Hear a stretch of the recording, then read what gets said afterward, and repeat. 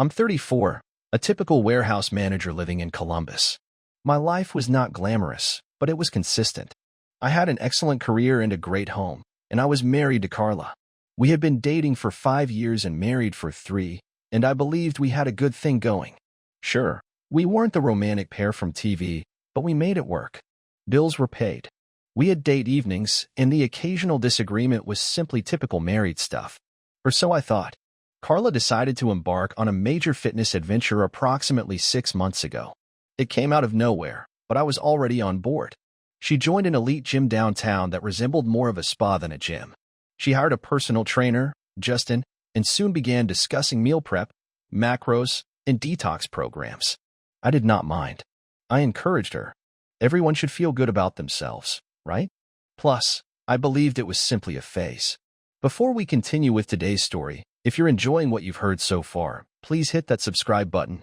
Every new subscriber helps me keep sharing these inspiring tales that touch your day. Thank you for your support. Similar to her brief knitting passion or her interest in tarot cards. At first, I even pitched in to assist. I began taking on more of the housework, such as dishes, clothes, and groceries, so she could devote more time to her workouts. I figured that was a way to show her I cared. However, things began to change gradually and not in a positive way. Carla's ego grew in proportion to her loss of weight. She got fascinated with her reflection, spending hours in front of the mirror, perfecting her gym attire, or photographing the perfect progress shot for Instagram. She wasn't doing it just for herself. She wanted an audience. I remember once suggesting that we see a movie together. It was Friday night, and I figured we could unwind like old times. She scoffed. "Dave, I don't have time to sit around. I have goals to crush." Goals? What goals? I inquired. We weren't discussing running a marathon or conquering Mount Everest. She was simply lifting weights and drinking green sludge. But I just shrugged it off. Perhaps I was being unreasonable. Then came the morning, which began like any other. I was half asleep, nursing my coffee before heading to work while Carla was drinking her normal kale spinach catastrophe smoothie. She was dressed in her exercise clothes and swiping through her phone as if her life depended on it. She unexpectedly says, "I deserve more in life." I glanced up, still sleepy. More of what? She set down her smoothie and glanced at me. Very serious. "My marriage is holding me back, Dave. I'm filing for divorce." I promise, I assumed it was a joke. I even laughed, thinking she was joking with me, but she wasn't. Her expression was stone cold. "I've outgrown this," she replied, as if I were an old piece of furniture she was about to discard. "You wouldn't understand," she explained. I sat there, fully unprepared. My wife, the lady I'd spent years with, casually dropped this on me like it was no big deal. I tried to digest her words, but all I could feel was a mix of amazement and wrath rising in my chest. "What do you mean you've outgrown this?" "Outgrown what?" I questioned. She sighed as if I were a child with too many questions. "Dave, I've been working on myself, trying to be the best version of me, and frankly, this life doesn't match my potential anymore. I want more than this house, this routine, this you." Her remark struck me. She did not even sugarcoat it. She saw me as part of the problem. Our existence together was no longer good enough for her. She grabbed her workout bag and walked out the door without saying goodbye. I sat there, staring at the half-empty glass of green sludge she'd left behind, wondering what the heck had happened. The day at work was a blur. I went through the motions, but my thoughts were focused on Carla. Was this real? Was she really abandoning me? We had had disputes previously, but divorce? It was so sudden and premeditated. And the way she said it, as if she'd been practicing this speech for weeks, made it plain she'd already made up her mind. Over the next few days, the flaws in our marriage became clear. She hardly spoke to me unless it was to divide the house or set up mediation. She began staying out late, claiming she was at the gym or with friends. Her phone was glued to her hand, and her Instagram was flooded with selfies and messages like "new chapters," "who dis," and "living my best life." Each post was a punch in the face, a reminder that she'd already moved on mentally even though the paperwork hadn't been signed. One night, while looking through my own social media, I saw she had deleted every photograph of us from our wedding photos and anniversary messages. It was as if I had been removed from her life totally. Meanwhile, her new photos were flooded with likes and comments from people praising her. "You're glowing. Such an inspiration." It made me sick. None of these individuals realized who Carla really was or what she was putting me through. Another night, I overheard her on the phone as I was preparing for work. She was in the kitchen speaking to someone in that phony, syrupy tone she used when she wanted something. "Yeah, I just feel so free now," she explained. "I'm finally doing what makes me happy." She paused and giggled. He doesn't even get it. He's stuck in the past. That was when it hit me. Carla wasn't simply leaving me. She was reinventing herself. And I was the anchor she was letting go. But here's the thing. I'm not the type of man to just roll over and accept it. She expected to steamroll me and go away with everything, but she was in for an unpleasant awakening. This was simply the beginning, and Carla might expect a fight. But wait, things get worse. One afternoon, I'm having lunch at a bistro near work. I was minding my own business, looking through my phone, when I overheard these two guys at the next table.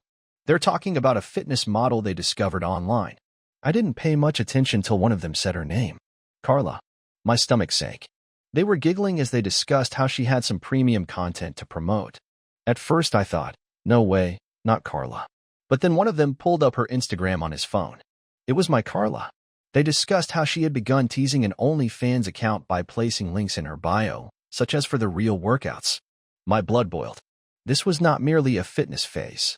She was turning her newfound freedom into a full-fledged thirst trap for money. When I arrived home, I confronted her. She was seated on the couch, scrolling through her phone as if nothing had occurred. "Carla," I asked, attempting to remain calm. "What the hell is this OnlyFans thing I'm hearing about?" She looked up, unaffected. "It's my body, Dave. My choice. And it's none of your business anymore." I couldn't believe she had the nerve. None of my business? We're still married. You're out here selling yourself on the internet while I'm trying to hold our lives together. She rolled her eyes as if I were some ancient relic who didn't get it. I'm not selling myself. It's content creation. Plenty of people do it. Besides, it's not like you're paying my bills anymore. That's when it struck me. Carla wanted more than just a divorce. She wanted a new life. A life in which she was the star, the main character. And I was simply an extra she had written off. She was neither embarrassed nor remorseful. But if anything, she felt proud, as if she had finally discovered her real calling as an internet spectacle. Her actions continued to grow over the next few weeks. She began dressing as if she were auditioning for a reality show with tight clothes, sky-high heels, and makeup applied like icing. Every time she walked out the door, she appeared to be heading to a red carpet event rather than the grocery store. The titles got worse. Living My Truth, No More Holding Back. And the one that made me want to toss my phone, She's Not a Wife Anymore. She's a Force of Nature. The arrogance. While Carla was out playing superstar, I was left to deal with the consequences. Lawyers, paperwork, and so on. Carla, however, was not as untouchable as she had believed. My lawyer, Steve, an absolute gem, had been doing some investigation. It turns out she has been seeing a gold digger, but with a gym membership. I believe you can guess who I'm talking about. Stay tuned, everyone. Things are going to become messy. I will provide an update as soon as possible. Update 1. What's up again, Reddit? It's Dave, your favorite soon-to-be divorced dude. And I have a front-row seat to my ex's drama-fueled glow-up disaster. If you've been following along, you know that my wife Carla decided she was too good for this life, abandoned me, and has been parading around town like a fitness celebrity. But first, let's talk about Justin, the man who has been fueling this entire catastrophe. Yes, her personal trainer. Really unique, right? The moment I heard his name, I realized it wasn't simply another trainer-client connection. Justin was the type of guy you'd expect to see on a reality dating show. Shredded, spray-tanned, and about as deep as a puddle. He was all charisma, biceps, and smirks, as if he had wandered out of a horrible rom-com. Carla was very open about their relationship. One day, she strode into the home after her workout, virtually glowing. "Justin says I'm the strongest I've ever been," she boasted without looking at me. "Yeah, Carla. I'm sure Justin also told you he's never trained anyone like you before because that's his script." A few weeks later, she stopped pretending it was just an exercise. She began mentioning his name in everyday conversations. "Justin's taking me to this new vegan restaurant, and Justin said this protein powder is life-changing." Meanwhile, I'm standing there like, do I look concerned? Carla wasn't simply dropping names. She was parading him as if he were the prize. Word spread quickly. Friends began contacting me with sightings of Carla and Justin throughout town. They were holding hands, laughing, and behaving like the Instagram couple of the year. Carla did not even bother to hide it. She came home one night as brash as ever and said, "Just so you know, Justin and I are dating now." I think it's time you accepted that. Oh, I accepted it all right. I accepted that my wife had turned into a full-blown caricature of entitlement. She'd already psychologically divorced me. So what did it matter if she added a public affair to her resume? The more I discovered about Justin, the hotter my blood became. He wasn't your typical gym bro. This individual had a past. My lawyer, Steve, who deserves a freaking medal at this point, did some research and discovered that Justin had pulled this stunt previously. Twice, actually. He had a pattern. Find a married woman, shower her with compliments and affirmation, and then urge her to leave her spouse. When the dust settled and the money stopped coming, he'd disappear like Houdini. Justin was a professional homewrecker. It was not love. It was a hustle. He pumped these ladies up, made them believe they were invincible, and rode their wave until it was no longer convenient. And Carla? She was the ideal mark. She sought attention and approval just like a fish craves water. Justin had her wrapped around his finger, and she didn't realize it. The worst part was his smug attitude about it. I heard from mutual acquaintances that Justin was already discussing their major plans. He reportedly told someone that once the divorce is finalized, Carla and I are going to build an empire. Empire? Dude, you are a trainer, not a tech mogul. But certainly, dream big. Justin was banking not just on Carla's money, but also on mine. Carla demanded half of my funds and spousal support and even tried to take the house. She imagined she could stroll into court, play the victim, and walk out with a golden ticket to her and Justin's new life. Little did she know that my lawyer had receipts, and I wasn't going to give up. Let me paint a picture of Carla and Justin as a couple. Imagine a guy who only owns tank shirts standing next to a lady who suddenly believes she is a Kardashian. They were all over social media, posing in front of nice cars not their own, and tagging themselves at costly restaurants. I'm guessing Carla was paying the tab. It was as if they were screaming, "Look at us. We're winning." But anyone with half a brain could tell they were overcompensating. Their partnership was not without flaws, however. Justin's over-the-top personality began to conflict with Carla's developing diva mentality. One night, I heard Mom on the phone in the kitchen shouting with someone, "I don't care what your ex has said about you, Justin. You're with me now, and I deserve better than your baggage." I didn't catch the rest, but it was enough to convince me that their little fantasy wasn't as flawless as they wanted everyone to believe. As much as it irritated me, there was something strangely fulfilling about seeing Carla go all in on Justin. She put everything on this guy, believing he was the key to a better life. And it was only a matter of time before the house of cards collapsed. My lawyer and I were making certain of that. Carla's confidence dipped after mediation. She entered the room acting like Beyoncé and exited looking like a deer in headlights. It was beautiful. Justin, her ever-loyal hip guy, did not even attempt to console her. He simply sulked behind her, scrolling through his phone. That was my first indication that their small empire was not as strong as Carla had led everyone to believe. But let's go back a little bit. Mediation was not only a setback for Carla, it was a calamity. She expected to come in, cry a little, and go with the house, half my savings, and spousal support. Carla's counsel portrayed her as an underappreciated wife who gave up all for my mediocre goals. Do you have mediocre dreams? I'd been working my ass off at this warehouse job for years. Steve, my lawyer, was prepared. He provided spreadsheets, screenshots, and even credit card stubs to back up my claims. Carla had been depleting our joint account for months before she filed for divorce.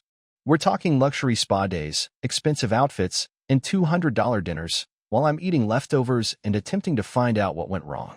Steve made sure the courts saw every dime she squandered. Then came Justin's skeletons, his previous romances. He had a habit of sweet-talking married women and how he always bailed when the money didn't flow as planned. What about the cherry on top? Steve discovered messages from one of Justin's exes urging Carla to be cautious. Of course, Carla refused to listen. She felt she was unique. Justin's smirk was also gone. He appeared uneasy. He probably saw his little scheme was crumbling in real time. Carla attempted to defend him, stating, "Justin isn't like that anymore." However, the evidence was stacked against them. The judge didn't buy their act. By the end of the session, it was evident that Carla wouldn't walk away with the riches she expected. Justin? He appeared to be already plotting his exit route. Carla began acting out after the mediation session. She wasn't as arrogant anymore. She continued to post uplifting rubbish on Instagram, but the captions became frantic. Instead of "living my best life," Carla said things like, "Growth isn't always easy, but it's worth it. Keep reminding yourself of this." Justin, on the other hand, revealed his true colors. He was still present, but not in the way Carla described. He began skipping their public appearances. No more hand-holding at posh restaurants or couple goals gym photos. Word spread that he was already flirting with one of his other clients, a younger woman who did not come with Carla's baggage. Typical. Carla was late getting home one night.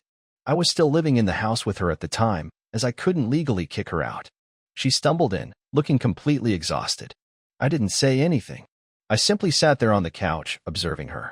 She placed her fancy bag on the counter dramatically, as if she wanted me to ask what was wrong. But I was not playing that game. I just went inside my room. Carla tried to act normal the next morning. She went around the kitchen preparing one of her kale smoothies, but her typical smugness had vanished. She unexpectedly announced that Justin had been busy with his clients. I did not respond. I knew she wanted me to bite and ask about him, but I wasn't giving her what she wanted. A week later, the real drama began. Steve called me. Carla apparently filed some last-minute paperwork in an attempt to claim additional assets. She demanded emotional compensation for the stress I had given her during our marriage. Yes, you read it correctly. Carla believed she might acquire more money by blaming me for her midlife crisis. I couldn't believe their arrogance. Steve, being the legend that he is, was already ready for this crap.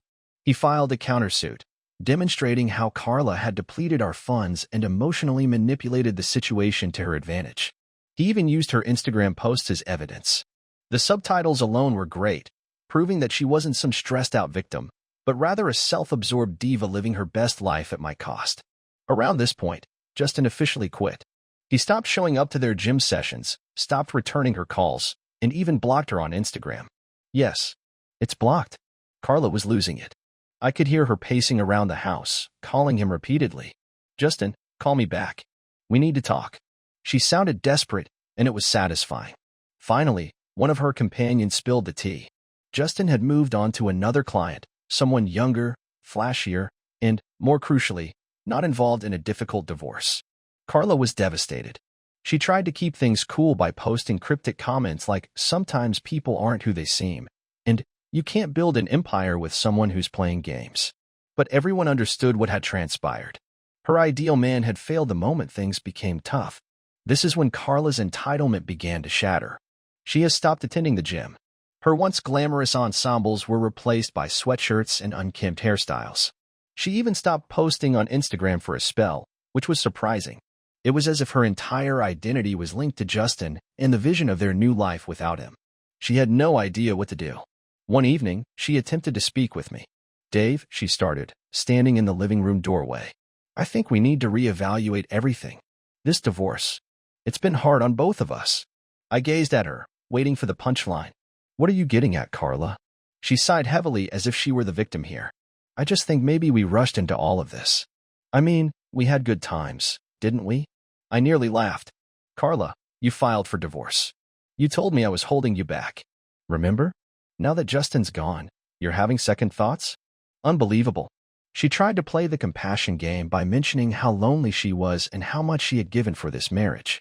But I wasn't buying it. "Carla," I interrupted. "You made your bed. Now lie in it."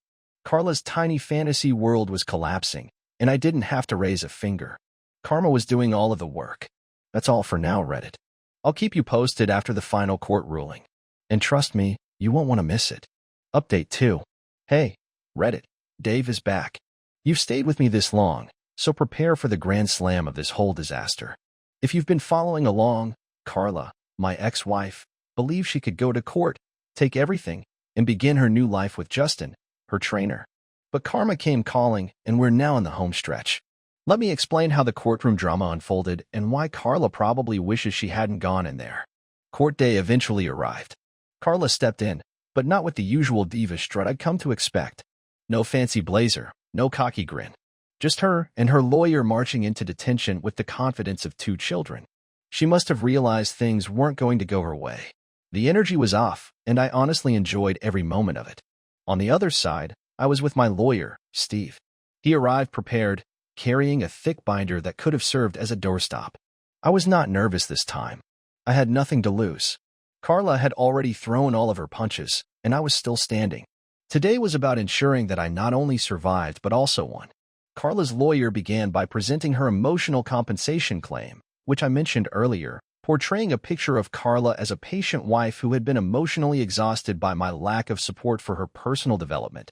My failure to support her fitness journey, also known as her affair with Justin, was a sort of neglect. Steve, my lawyer, let her lawyer speak for a long time, enabling them to dig their hole.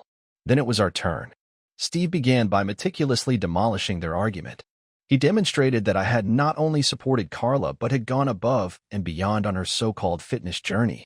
He provided evidence that I had taken over home tasks, modified my work schedule, and even pushed her to pursue her ambitions.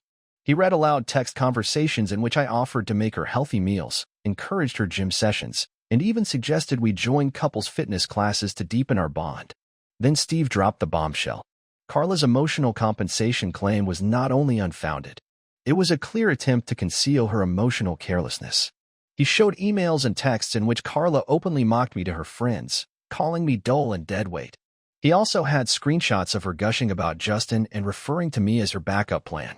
The final nail in Carla's coffin came when Steve addressed the financial side of her claim. He showed us our bank statements, revealing how Carla had diverted thousands of dollars from our joint account to fund her lavish lifestyle. Carla's lawyer attempted to argue, but Steve refused to give up. He disclosed the ultimate piece of evidence, Carla's journal entry, which Steve had subpoenaed. Carla had written about her master plan to leave me, get whatever she could out of this marriage, and use the settlement money to start a new life with Justin. When the judge read that, his expression was one of complete amazement, and the courtroom was dead silent as the judge flipped through the documents. His stern look became more intense with each page. Carla sat next to her lawyer, looking agitated, her polished nails nervously pounding on the table. Her confidence, which she had displayed so brazenly during mediation, had vanished into thin air. I sat across from her with my lawyer, Steve, feeling a mixture of expectation and joy. This was it. The moment Carla's tale would crumble. The judge began by considering Carla's emotional compensation claim. "Mrs. Patterson," he continued, his voice steady yet forceful, "your request for emotional compensation lacks any substantive evidence." He stopped, allowing the words to sink in before continuing. "While emotional anguish is a relevant component in some situations, this court expects concrete and demonstrative evidence. Your claims are based on subjective sentiments rather than facts." He focused his attention on Steve's counterarguments. He detailed phone conversations, bank accounts, and Instagram posts that depicted a far different picture than Carla and her lawyer had attempted to present. "Mr. Patterson," the judge continued, speaking to me for the first time, "you've shown a clear and consistent pattern of support for your wife throughout the marriage. The evidence presented indicates no signs of emotional maltreatment. In reality, it indicates the reverse. You went above and beyond to meet her requirements and expectations." Carla's lawyer attempted to interject but stumbled over an objection that the evidence was taken out of context. The judge silenced him with a raised hand. "The context is clear, counselor. Let me move on." The judge next went to the financial element of the issue. He painstakingly examined the evidence Steve had supplied. "Mrs. Patterson," the magistrate said in a stern voice, "you withdrew over $223,000 from your joint accounts in the period leading up to this divorce filing. These funds were not used for household expenses or shared needs. Instead, they were spent on luxury items, high-end dining, and personal indulgences. The court finds this behavior irresponsible and in direct violation of your marital and financial obligations." Carla shivered in her seat, her face flushed deeply crimson. Her counsel attempted to downplay the expenditure, stating that it was part of her coping technique during a tough period. The judge wasn't impressed. "Coping mechanisms do not justify financial recklessness," he stated emphatically. Then came the house. Carla had boldly asserted her right to half of it, stating she had contributed emotionally, if not financially, to its upkeep. Steve was prepared for this. He presented paperwork proving that I had paid the mortgage in full, maintained the property, and even handled renovations, all while Carla contributed nothing. The judge did not mince words. "The house will remain the property of Mr. Patterson," his announcement stated. "Mrs. Patterson, you have no financial claim to it." Based on the evidence presented, Carla's jaw dropped. Her lawyer whispered something into her ear, but she waved him away, too astonished to answer. The judge was not done. Furthermore, he went on to say, due to the unauthorized use of marital funds, Mrs. Patterson is ordered to reimburse Mr. Patterson for $23,750. You could have heard a pin drop. Carla's lawyer sagged in his chair, clearly defeated. Carla appeared to have lost her breath. Her carefully constructed narrative had fallen spectacularly, leaving her with only the repercussions of her actions. The decision was final. No appeals or loopholes. The judge closed his folder and announced, "This court is adjourned." I relaxed back in my chair, a sense of relief sweeping over me. Justice had been served, and I felt free to breathe for the first time in months. The anxiety in the air as we left the courtroom was apparent. Carla's lawyer was already packing his suitcase and avoiding eye contact with everyone. Carla walked, following him, her head lowered. For someone who had entered this process with the confidence of a reality TV star, she suddenly appeared completely defeated. Steve rubbed my back as we walked out. "We did it," he added with a slight smile. I nodded, appreciating his work. He had not only supported me but also revealed the truth about Carla's manipulating ways. As I left the courthouse, I couldn't help but look back at Carla. She remained standing there, staring blankly at the floor for a fleeting moment. I felt a twinge of sympathy, but it immediately disappeared. She had caused this pandemonium, and now she had to face the repercussions. Over the next few days, the consequences of the decision became abundantly clear. Carla was told to leave the residence within 30 days, and I made sure to enforce it. She tried to stall, stating she needed more time to organize her affairs, but I wouldn't budge. I informed her that she'd had plenty of time to prepare while she was busy bragging about her affair with Justin. But reluctantly, she packed her belongings and moved out. It was surprisingly pleasant to watch her leave on that final day. She piled her luxury bags into an ancient automobile, which one of her friends had reportedly loaned her, and drove away without saying goodbye. The house, which had before been filled with tension and hostility, felt unexpectedly tranquil. Carla's financial position deteriorated dramatically. She was left to fend for herself because she no longer had access to my income or the marital funds she had been draining. She attempted to sell some of her fancy clothes and handbags, but it was insufficient to repay the sum she owed me. Word spread that she was borrowing money from friends who were rapidly bored of hearing her sob stories. Justin, however, has completely vanished. He didn't respond to her calls or messages. Carla unexpectedly arrived at the residence one night, roughly 2 weeks after the verdict. I opened the door to see her standing there. Her once perfect beauty was replaced by unkempt hair and haggard eyes. She looked like she hadn't slept for days. "Dave," she replied gently, her voice cracking. "Can we talk?" I stepped outside and closed the door behind me. "What do you want, Carla?" I inquired. She hesitated and wrung her hands. "I just wanted to say I'm sorry for everything. I made mistakes, big ones. I let Justin manipulate me. I got caught up in this fantasy, and I ruined everything." Her comment seemed scripted, but the despair in her eyes was genuine. She didn't come to apologize out of true remorse. She was here because she had no other options. "I don't know what you expect me to say," I said, my tone calm but forceful. "You made your choices. You chose Justin. You chose to try and take everything from me. And now you're dealing with the fallout." Tears welled in her eyes. "I just can't. We, at least, should be civil. Maybe start over. I have nothing, Dave. I'm lost." I looked at her for a time, feeling nothing but resolve. "Carla, I gave you everything. My support, my trust, my love. And you threw it all away. You don't get to come back now and ask for a second chance. That's not how this works." She fell down sobbing on my porch, but I didn't move. After a time, I returned inside and shut the door, leaving her alone with her regrets. Since then, I've moved on.